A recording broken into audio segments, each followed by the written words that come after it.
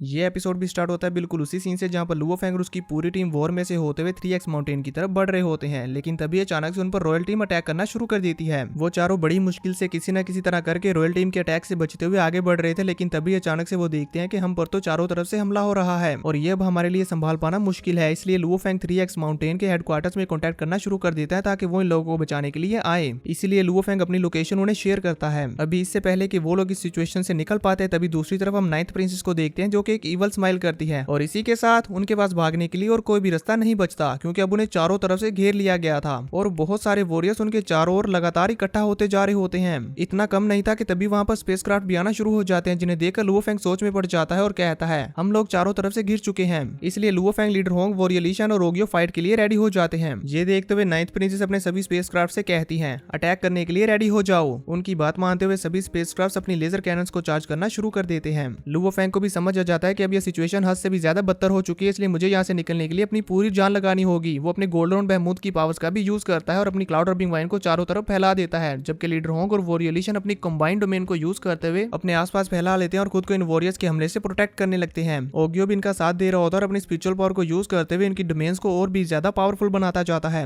जबकि Luo Feng अपनी cloud ऑर्बिंग wines को यूज करते हुए स्पेसक्राफ्ट को डिस्ट्रॉय करने की कोशिश कर रहा होता है कि तभी दूसरी तरफ हम देखते हैं इससे पहले कि लुओ फेंग उन स्पेसक्राफ्ट को डिस्ट्रॉय कर पाता, तभी उनकी लेजर कैनन्स पूरी तरह से चार्ज हो जाती हैं और इसी के साथ वो लोग अपने लेजर अटैक्स लुओ फेंग और उसकी टीम पर करना शुरू कर देते हैं। जिन अटैक्स को अपनी तरफ आता हुआ देखकर लुओ फेंग काफी ज्यादा घबरा जाता है और अपने गोल्डन बहमूद को बाहर निकालने ही वाला होता है कि तभी वहां पर 3x माउंटेन के स्पेसक्राफ्ट आ जाते हैं, जो कि रॉयल टीम के स्पेसक्राफ्ट के ऊपर हमला करते हुए उन्हें डिस्ट्रॉय करने लगते हैं। अपने सामने मॉनिटर पर यह नजारा देखकर 9th प्रिंसेस बेचारी तो हक्की बक्की रह जाती है, जबकि वहां दूसरी तरफ बैटलफील्ड में उनके सभी के सभी स्पेसक्राफ्ट 3x माउंटेन वाले डिस्ट्रॉय करते जा रहे थे और जो बचे कुछ वॉरियर्स थे लुओ फेंग अपनी क्लाउड ऑर्बिंग वाइन्स को यूज करते हुए उन्हें मार रहा था। 9th प्रिंसेस 3x माउंटेन को वहां बादलों में से आता हुआ देखकर हैरान हो जाती है और कहती है ये तो 3x माउंटेन वाले हैं। साथ ही उन्हें इन पर काफी ज्यादा गुस्सा आने लगता है, जबकि 3x माउंटेन वाले लुओ फेंग के आसपास मौजूद सभी वॉरियर्स और स्पेसशिप्स को एकदम से डिस्ट्रॉय कर देते हैं और अब थोड़ी ही देर में 9th प्रिंसेस के जितने भी स्पेसक्राफ्ट वहां पर लुओ फेंग के आसपास मौजूद थे वो सभी के सभी खत्म हो चुके होते हैं और उनके जो बचे कुछ वॉरियर्स वहां पर बचे होते हैं वो अपनी जान बचाकर भाग जाते हैं, क्योंकि दोस्तों लुओ फेंग और उसकी टीम को प्रोटेक्ट करने के लिए यहाँ पर 3x माउंटेन की पूरी आर्मी आ चुकी होती है। इसलिए रॉयल टीम के लिए लुओ फेंग और उसकी टीम को पकड़ पाना या उन्हें जान से मार पाने का तो कोई चांस ही नहीं है। वॉरियर ली शान और लीडर होंग अपनी डोमेन को खत्म करते हुए जैसे ही 3x माउंटेन वालों को देखते हैं तो वो कहते हैं 3x माउंटेन वाले हमें लेने के लिए आ चुके हैं, जल्दी करो सभी स्पेसक्राफ्ट में चलते हैं। इसी के साथ वो पूरी टीम तेजी के साथ फ्लाई करते हुए उनके स्पेसशिप में आ जाती है। 3x माउंटेन को लुओ फेंग और उसकी टीम को वहां से ले जाते हुए देखकर 9th प्रिंसेस गुस्से में अपनी पूरी आर्मी को ऑर्डर देती है 3x माउंटेन के कैंप पर हमला करो।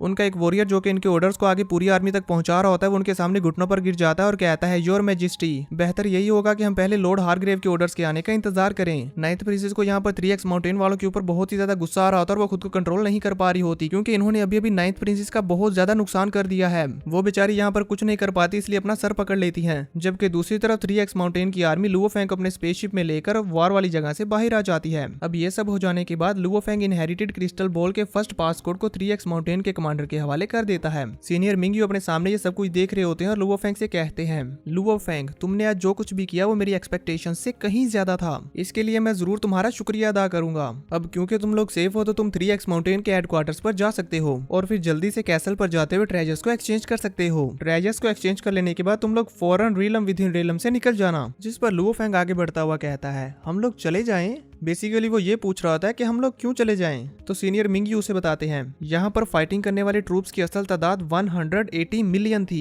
लेकिन अब ये लोग 40 मिलियन से भी कम बाकी बचे हैं। यहाँ पर मौजूद सभी पार्टीज अपना आपा खो चुकी हैं। जल्दी ही ये रीलम विद इन रीलम पूरी अफरा तफरी की दुनिया बन जाएगी और यहाँ पर मौजूद सभी पार्टीज एक दूसरे से ट्रेजर्स को छीनने के लिए कत्ले आम मचा देंगी और ये बैटल बहुत ही ज्यादा ब्रूटल हो जाएगी। लुओ फेंग अपने सामने मॉनिटर पर ये नजारे देखकर और सीनियर मिंगयू की बात सुनकर काफी ज्यादा हैरान हो जाता है और फिर सोच में पड़ जाता है और फिर उसे समझ आता है कि सीनियर मिंगयू बिल्कुल सही बोल रहे हैं, हमें जितनी जल्दी हो सके यहाँ से निकल जाना चाहिए। अब इसके बाद व्यू चेंज होता हमें दिखाया जाता है कासल का सीन, जहाँ पर लुओ फेंग और उसकी पूरी टीम कासल के अंदर से ट्रेजर्स को एक्सचेंज करके बाहर आ रही होती है और यहाँ पर लुओ फेंग लीडर होंग से कहता है फर्स्ट ब्रदर, आपने जो मुझे लाइफ ऑफ फ्रूट को खरीदने के लिए कहा था मैंने आपके लिए वो दोबारा से बाय कर लिया है। जबकि वॉरियर ली शान खुश होते हुए कहते हैं मैंने भी यहाँ पर आकर ली टिंग्स की सीक्रेट टेक्निक ले ली, मेरा यहाँ पर आना बेकार नहीं गया। यहाँ पर ये लोग ये सारी बातें कर रहे होते हैं, जबकि दूसरी तरफ हम देखते हैं मिस्टर वू को जो कि अपने कासल में बैठे हुए बड़े ही आराम से अपने सामने बहुत सारे मॉनिटर्स पर इन लोगों पर नजर रख रहे होते हैं और देख रहे होते हैं कि ये लोग क्या कर रहे हैं। पूरे लीटिंग वर्ल्ड पर इनकी नजर होती है। इसी के साथ वो एक ईवल स्माइल करते हैं और बाहर मौजूद सभी के सभी टीम मेंबर्स के सामने एक छोटा सा मॉनिटर ओपन करते हैं जिसमें कुछ तो लिखा हुआ था जो हमें नहीं बताया जाता। और फिर वो कैसल के सामने बड़े से मॉनिटर्स पर आते हुए वहां पर मौजूद सभी वॉरियर्स से कहते हैं, मैं ये अनाउंस करता हूँ कि ट्रेजर्स एक्सचेंज एक्टिविटी कंप्लीट हो चुकी है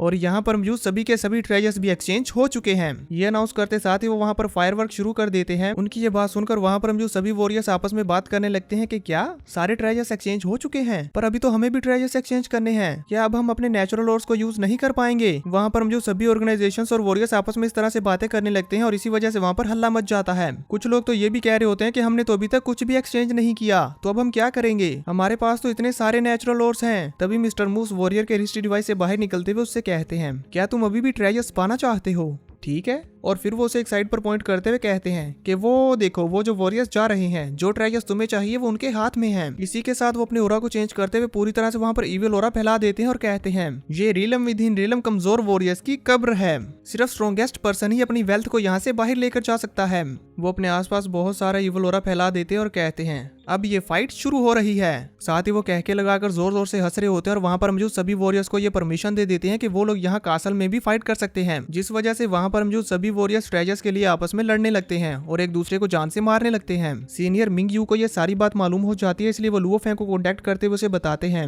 रीलम विद इन रीलम में मौजूद सभी लोग एक दूसरे को वेल्थ के लिए टारगेट कर रहे हैं और अपने सामने आने वाले सभी के सभी वॉरियर्स को मारते जा रहे हैं। कैसल में मौजूद मिस्टर वू की वजह से अब ये सिचुएशन और भी ज्यादा बुरी होती जाएगी, क्योंकि वो जानबूझकर इन लोगों को आपस में लड़वा रहा है। इसीलिए तुम जल्दी से 3x माउंटेन के एयरक्राफ्ट पर आ जाओ और जितनी जल्दी हो सके उन लोगों के साथ यहाँ से निकलो। जिस पर लुओ फेंग भी उन्हें हाँ कहता है। इसी के साथ सीन चेंज होता हम देखते हैं कि लुओ फेंग और उसकी पूरी टीम 3x माउंटेन के एयरक्राफ्ट पर आ चुकी होती है और अब एयरक्राफ्ट पर आते साथ ही 3x माउंटेन का कमांडर यहाँ से निकलने का ऑर्डर दे देता है। 3x माउंटेन अपनी फुल स्पीड को यूज करते हुए यहाँ से अपने कैंप को लेकर बाहर जाने लगता है। नाइन्थ प्रिंसेस अपने सामने मॉनिटर पर ये सब कुछ देख रही होती है और ये देखते हुए वहाँ पर मौजूद एक ट्रेजर बॉक्स के पास आते हैं और उसे ओपन करते हुए उसमें से क्रिस्टल इनहेरिटेड बॉल के 2 पासकोड निकालती है, जिससे हमें मालूम हो जाता है कि क्रिस्टल इनहेरिटेड बॉल के टोटल 3 पासकोड हैं, जिसमें से सेकंड और थर्ड ऑलरेडी 9th प्रिंसेस के पास है, लेकिन अब उन्हें चाहिए तो सिर्फ फर्स्ट पासकोड, जो मिलते साथ ही ये ट्रेजर कंप्लीट हो जाएगा। इन दोनों पासकोड्स को देखने के बाद 9th प्रिंसेस दोबारा से वो बॉक्स बंद कर देती हैं और फिर उसको नोचते हुए कहती हैं, मेरी किंगडम टीम ने इन दोनों पासकोड्स को हासिल करने के लिए बहुत ही ज्यादा हार्ड वर्क किया है,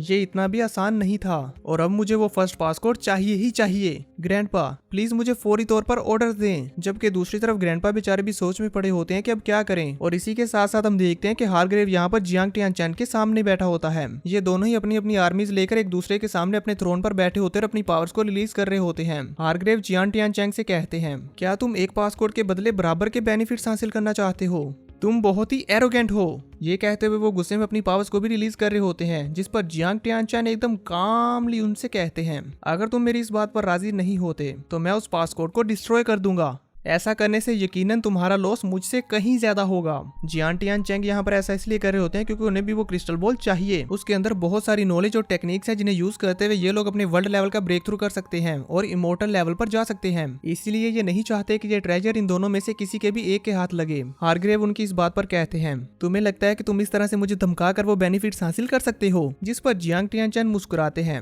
लेकिन हारग्रेव गुस्से में कहते हैं, अनएक्सपेक्टेडली अब वो बेनिफिट्स किसी को भी बिलोंग नहीं करेंगे, यानी कि ये यहाँ पर जियांग टियानचैन के साथ सौदा करने के लिए तैयार नहीं है और अब इसीलिए इस ट्रेजर को हासिल करने के लिए इन दोनों पार्टीज के दरमियान ब्लडी बैटल होगी। इसी के साथ सीन चेंज हो जाता है और दूसरी तरफ हम देखते हैं कि 9th प्रिंसेस बड़ी ही बेसब्री के साथ अपने ग्रैंडपा के ऑर्डर्स के आने का इंतजार कर रही होती है। तभी वहां पर उन्हें एक मैसेज रिसीव होता है जिसमें यह लिखा होता है कि 3x माउंटेन कैंप पर अटैक करो और उनसे वो फर्स्ट पासकोड हासिल करो। अपने ग्रैंडपा की तरफ से ये ऑर्डर मिलने पर 9th प्रिंसेस खुश हो जाती है और कहती है, फाइनली ग्रैंडपा आपने ये ऑर्डर मुझे दे दिया। अब इसी के साथ 9th प्रिंसेस की आंखों में खून उतर आता है और वो अपनी पावर्स को रिलीज करते हुए कहती है, 3x माउंटेन मैं तुम लोगों से अपनी किंगडम टीम के बहे हुए सारे ब्लड का बदला लूंगी। इसके बाद वो अपने रूम से बाहर आकर अपनी पूरी आर्मी से कहती है, kingdom team officially 3x mountain के साथ वॉर डिक्लेयर करती है। और इसी के साथ अब किंगडम टीम के सभी वॉरियर्स, जितने भी वॉरियर्स और स्पेसक्राफ्ट्स यहाँ पर मौजूद थे, वो सभी के सभी 3x माउंटेन के कैंप पर हमला करने के लिए निकल पड़ते हैं। तो देखेंगे नेक्स्ट एपिसोड में कि क्या 9th प्रिंसेस लुओ फेंग और 3x माउंटेन को डिस्ट्रॉय कर पाएगी और उनसे फर्स्ट पासकोड हासिल कर पाएगी या नहीं। और अगर आप लोग इसका नेक्स्ट पार्ट कल सुबह मॉर्निंग 8 AM पर देखना चाहते हैं तो आपको पता है कि आपको क्या करना है।